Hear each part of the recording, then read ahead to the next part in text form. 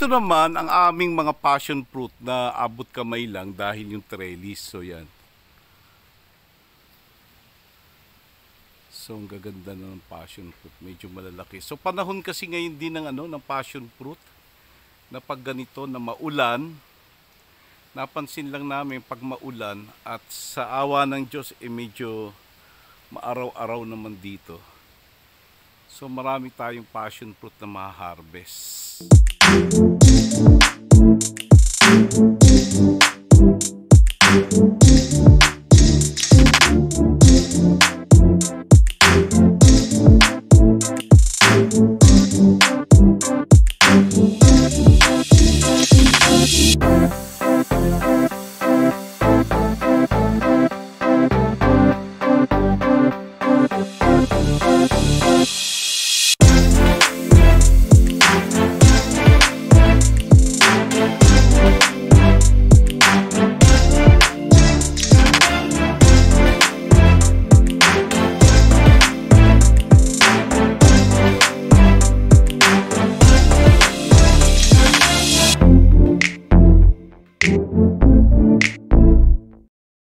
So ito naman yung aming mga passion fruit dito sa Nayong Kalikasan.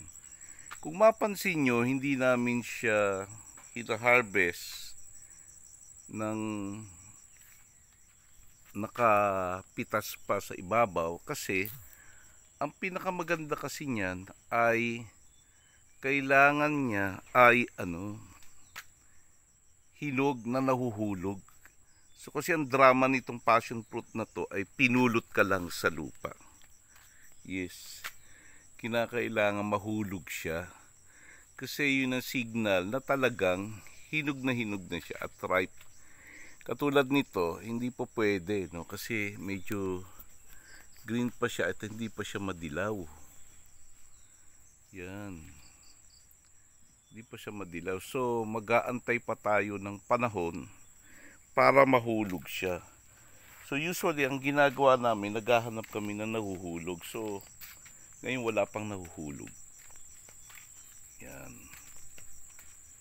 So maganda rin itong mga passion fruit na nasa trellis, na nasa daanan. Yan. Diba?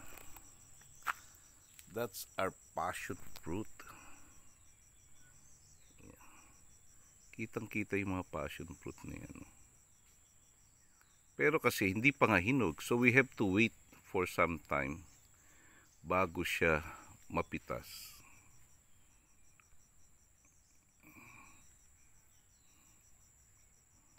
So ito, trellis. Dati kawayan ng trellis pero ngayon ginawa na namin siyang bakal para long lasting.